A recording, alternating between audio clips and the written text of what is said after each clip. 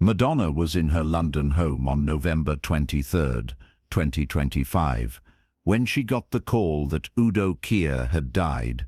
The 80-year-old German actor, her closest friend for over 30 years, was gone.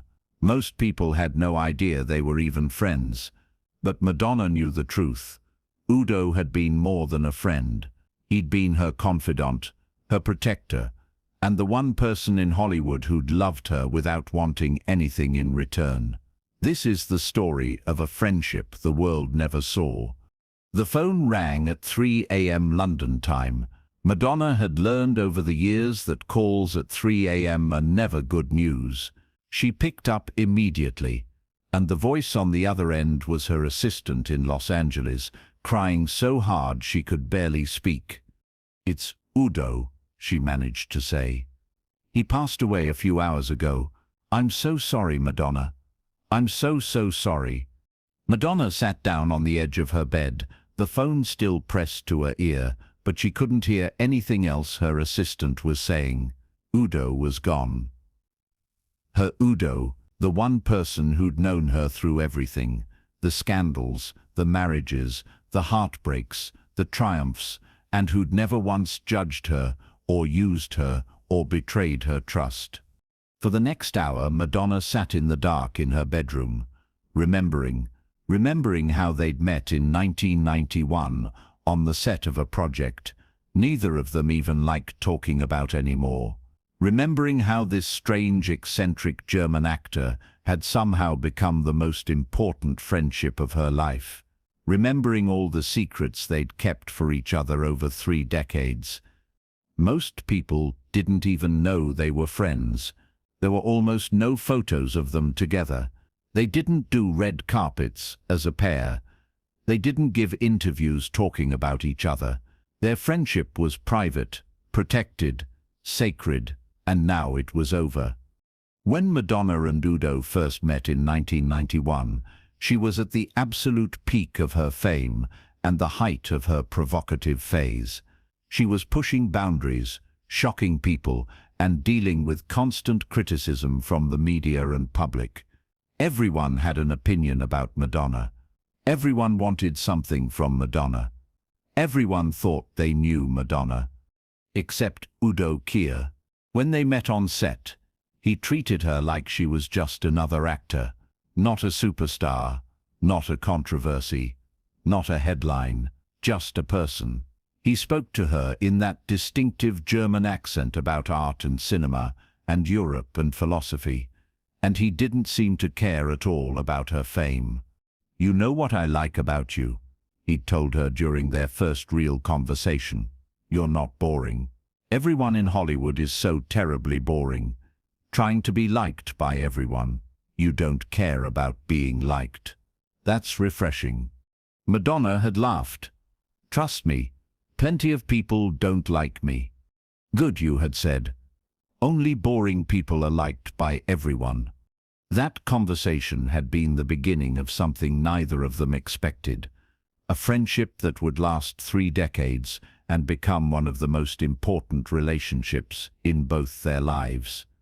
What made their friendship so special was how completely private it was. In an industry where everything is public, where every friendship is documented and photographed and analyzed, Madonna and Udo kept their relationship almost entirely out of the spotlight. They talked on the phone constantly, sometimes every day, sometimes every few days, but always regularly.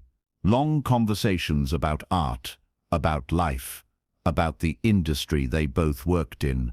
Udo would call Madonna when he was filming in some remote location, and they'd talk for hours. Madonna would call Udo when she was on tour, exhausted after a show, and he'd make her laugh with stories about the absurd people he'd met, or the ridiculous situations he'd found himself in. "Darling," he'd say in that accent that never faded, despite decades in America, "I must tell you about the director I'm working with. He thinks he's Fellini. He's not Fellini. He's barely competent, but he wears a scarf indoors, so he thinks he's an artist." Madonna would laugh, and for a moment, All the pressure and scrutiny she faced would fade away. With Udo, she could just be herself. Not Madonna the icon, not Madonna the provocateur, not Madonna the businesswoman, just a friend talking to another friend. They protected each other fiercely. When the media would attack Madonna, Udo would call her immediately. "Don't read it," he'd say. "They're idiots. They don't understand art. They don't understand you. Ignore them." When Udo would face his own struggles, and he had plenty working as a character actor in an industry that often didn't know what to do with him, Madonna would be his champion. She'd recommend him for projects. She'd talk about his talent in interviews. She'd make sure people in power knew who Udo Kier was and what he could do. But they did this quietly.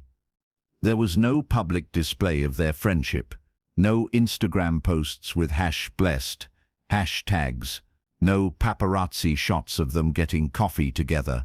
They kept it sacred and private because they both understood that some relationships are too important to be commodified or turned into content. Madonna's family knew about Udo. Her children grew up knowing Uncle Udo, this fascinating German man with the distinctive voice who would send them postcards from wherever he was filming.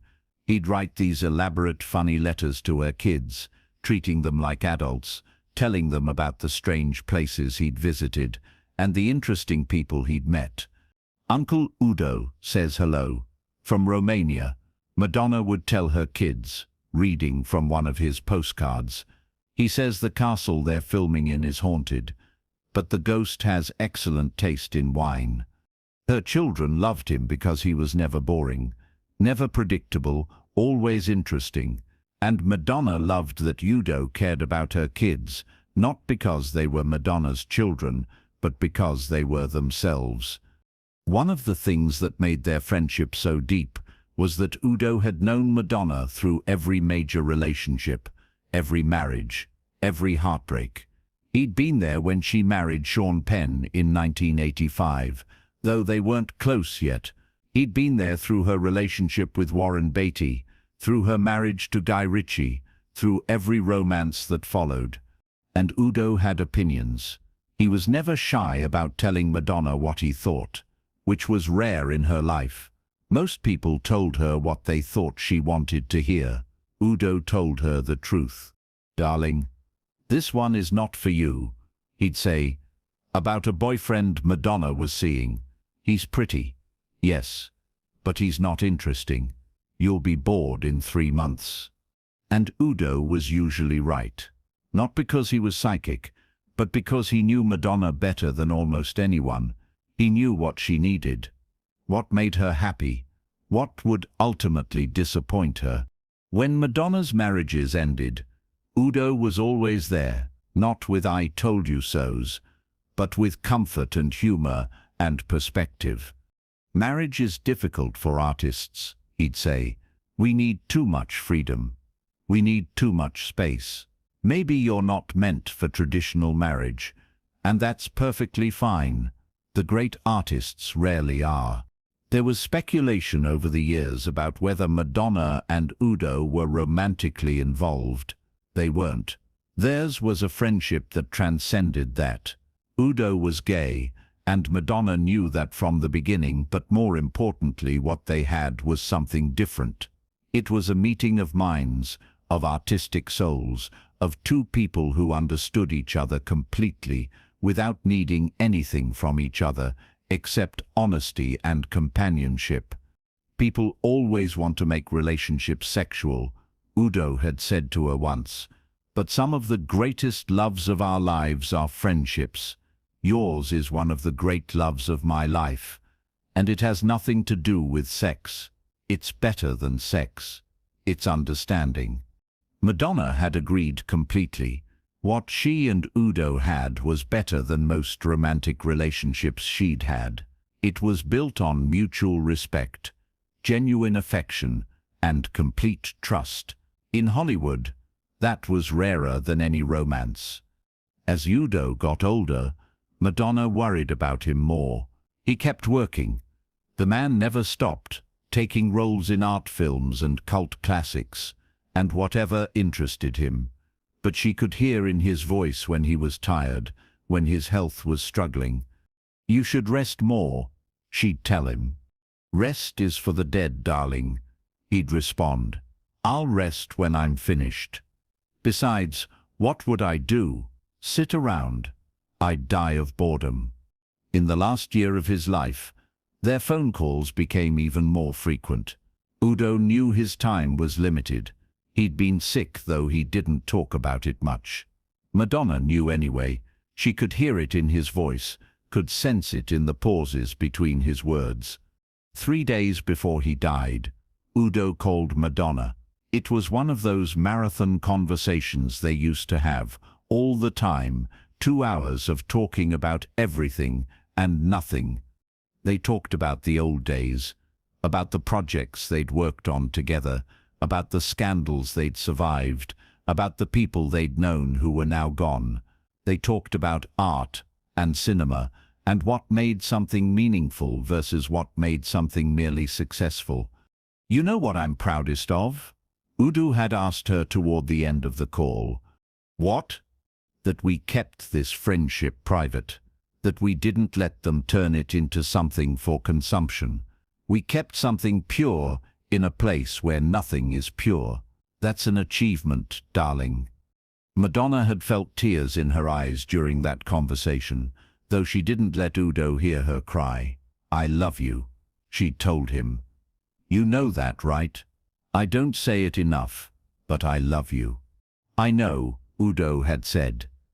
"And I love you, not Madonna the superstar, just you, the person you are when no one's watching.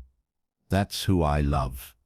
When they hung up, Madonna had sat with the phone in her hand for a long time, feeling like something important had just happened, though she didn't want to acknowledge what it might be. 3 days later, Udo Kier died in Los Angeles at the age of 80. His health had been failing for months, but he'd kept working almost until the end, because that's who he was. He died surrounded by close friends, and Madonna was on the phone with him just hours before, though he was too weak to talk much by then. When Madonna got the news, she felt something she hadn't felt in a long time. The loss of someone who knew her completely. Not Madonna the brand, not Madonna the icon, but the actual person underneath all of that. Udo had known her fears, her insecurities, her real sense of humor, her actual values, and now that person who held all that knowledge was gone. She couldn't go to Los Angeles immediately. She had commitments in London she couldn't break, but she made sure she was there for Udo's memorial service a week later. It was a small private affair, not the kind of celebrity funeral that gets media coverage. That's how Udo would have wanted it. At the service, Madonna stood up to speak, even though she rarely did that kind of thing, but for Udo, she had to. "Most of you don't know this," she began, "but Udo was my closest friend for over 30 years. We kept our friendship private because that's how we both wanted it. In an industry where everything is public, where every relationship is content for someone's feed, Udo and I protected what we had." She paused, collecting herself. "He knew me before I became Madonna, in everyone's minds. And even after all the fame and all the years, he never treated me like I was that person. He treated me like I was just his friend. Do you know how rare that is? To have someone who doesn't want anything from you except your honest company." Her voice cracked. "I'm going to miss his phone calls. I'm going to miss his opinions, which he never held back even when I didn't want to hear them. I'm going to miss his laugh, his stories, his complete inability to be boring. I'm going to miss my friend." After the service, several people approached Madonna to tell her they had no idea she and Udo were so close. She just nodded. That was the point. They'd kept it private, kept it protected, kept it real in a world where nothing is real. In the weeks after Udo's death, Madonna found herself thinking about friendship differently. She'd had many relationships in her life, romantic partners, collaborators, family members, but the friendship with Udo had been something else. It had been completely unconditional, completely honest, completely without agenda. She posted one thing publicly about his death, a simple black and white photo of Udo from his younger days, with just 3 words, "My heart breaks." The comments were full of people asking, "I didn't know you were friends," and that, Madonna thought, was exactly right. They didn't know because some things are too precious to share with the world. Some relationships are too important to turn into content. Udo Kier had given Madonna something incredibly rare, a friendship that asked nothing of her except that she be herself. No performance required, no image to maintain, just 2 people who understood each other, respected each other, and loved each other as friends. In one of their last conversations, Udo had told her, "You know what I hope people remember about me?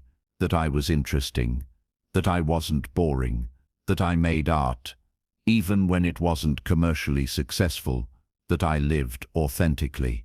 Madonna had assured him people would remember all of that, but what she would remember most was simpler. Udo had been her friend, her real friend, the kind you only get a few of in a lifetime if you're lucky. And now he was gone, taking with him 30 years of shared secrets, inside jokes, honest conversations, and unconditional support. The kind of friendship that doesn't make headlines, but makes life worth living. Madonna still has the last postcard Udo sent her children, written just weeks before he died. It's from some small town in Germany, where he was filming his final project. The postcard shows an old church, and on the back, in Udo's distinctive handwriting, it says, "Sending love from somewhere beautiful. Life is short. Make art. Be interesting. Don't be boring. Love, Uncle Udo." She keeps it on her desk in London, a reminder of the friend she lost and the friendship she was lucky enough to have. In a life full of relationships that were documented, photographed, and analyzed, her friendship with Udo Kier stands out as the one that was purely, simply real. And sometimes Madonna thinks, that's the greatest love story of all. The friendship nobody knew about. The relationship that didn't need an audience. The bond that existed purely because 2 people understood each other and chose again and again to be there for each other. Udo Kier died on November 23, 2025. At the age of 80, he left behind an incredible body of work, a legacy in cult cinema, and countless friends who loved him. But perhaps the most beautiful thing he left behind was a 30-year friendship with Madonna that proves sometimes the most important relationships in our lives are the ones we keep most private. If this story moved you, remember that real friendship doesn't need an audience. The best relationships in our lives are often the ones we protect most carefully, the ones we don't perform for anyone else, the ones that exist purely because 2 people choose to show up for each other, again and again, without cameras, without fanfare, just with love and understanding. Madonna lost her closest friend on November 23, 2025. Most people didn't even know he existed in her life, but she knew, and that's what mattered.